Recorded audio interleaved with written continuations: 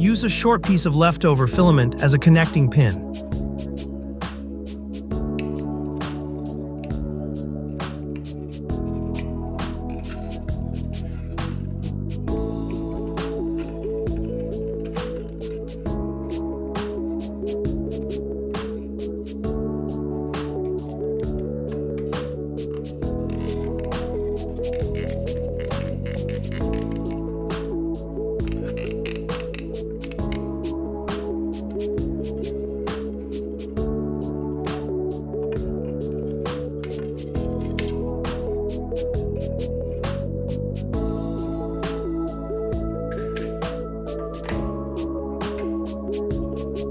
Notice the texture on this grip.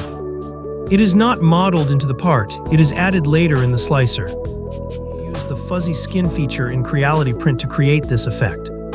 Other slicers have similar options, but the name may be different.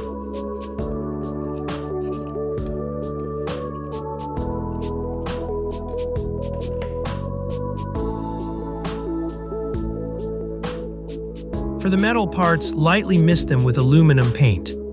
Do not apply a solid, even layer. A thin and slightly uneven coat will make the black plastic look more like steel.